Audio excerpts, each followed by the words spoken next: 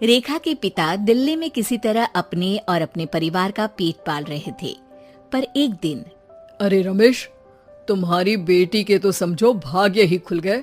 वकील लड़के का रिश्ता आया है। अरे वाह, कब करना चाहते हैं शादी? वो लोग तो जल्द से जल्द ही करेंगे। बाकी शाम को मैंने रेखा को देखने के लिए बुला लिया है। तेरा घर छोटा है तो तुम लोग मेरे घर ही आ जाना। राकेश और उसकी बीवी सारी तैयारी के साथ रोहित और रेखा की शादी कर देते हैं।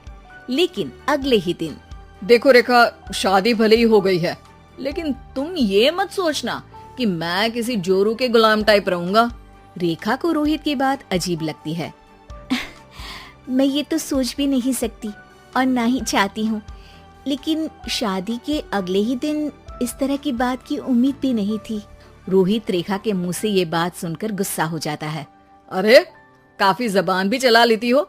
माँ ने सिखाया नहीं कि पति से कैसे बात करते हैं? रेखा अब चुप रहने में ही भलाई समझती है।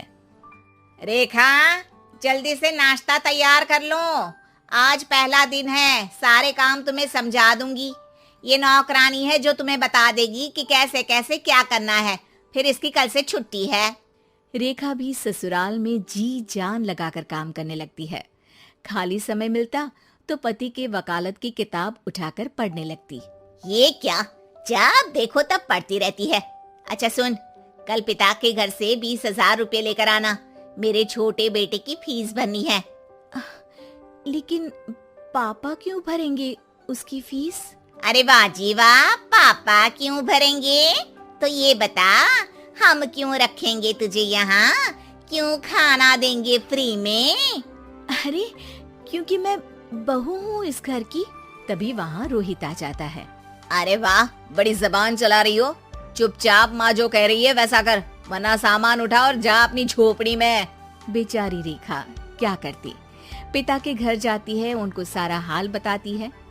पिता भी जैसे तैसे पैसों का इंतजाम कर बेटी को ससुराल के लिए विदा करते हैं। देखा, अब कहाँ से आए पैसे?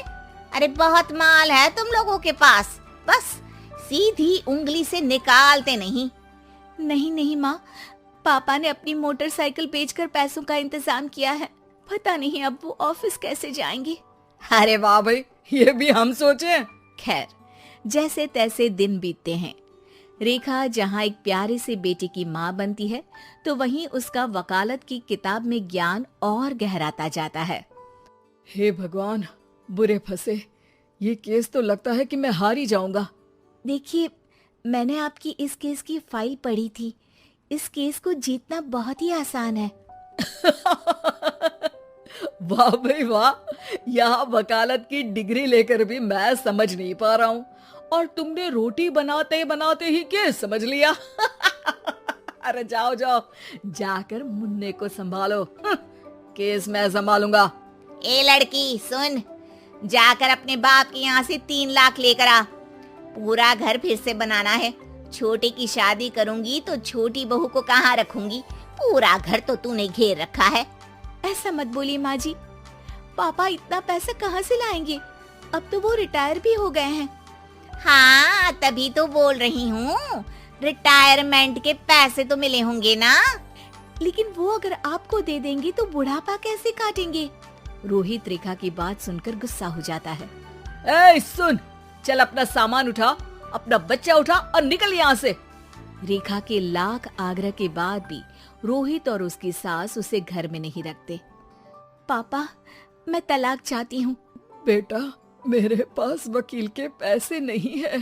पापा, आप मुझे वकालत करवा दीजिए, अपना केस मैं खुद लड़ूंगी।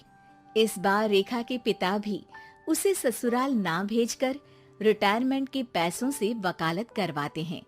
और फिर एक दिन कोर्ट के बाहर, रोहित, आज तुम अपना ही केस हार गए, वो भी उस लड़की से जिसकी तुमने कभी कदर ही नहीं की। रेखा, मुझे माफ कर दो। मैं इतनी बड़ी अमाउंट कहाँ से लाऊंगा? मैं हर महीने पैसे नहीं दे सकता तुमको। पैसे वहीं से लाना जहाँ से तुम मेरे पापा को लाने के लिए मजबूर करते थे। एक पिता अपनी बेटी की शादी उसकी खुशहाली के लिए करता है, ना कि सारी जिंदगी कर्जदार बनने के लिए। अरे, मेरे ही बेटे की किताब पढ़ पढ़ कर ज्ञान बांट रही हो। वकालत की किताब तो ससुराल में ही पड़ी थी ना। बिल्कुल, यहाँ मेरी गलती रही। जिस पैसे से मैंने इसकी शादी की थी, मुझे वो पैसे पहले इसकी पढ़ाई में लगाना चाहिए था। और आज रेखा एक जानी मानी वकील के रूप में काम कर रही है।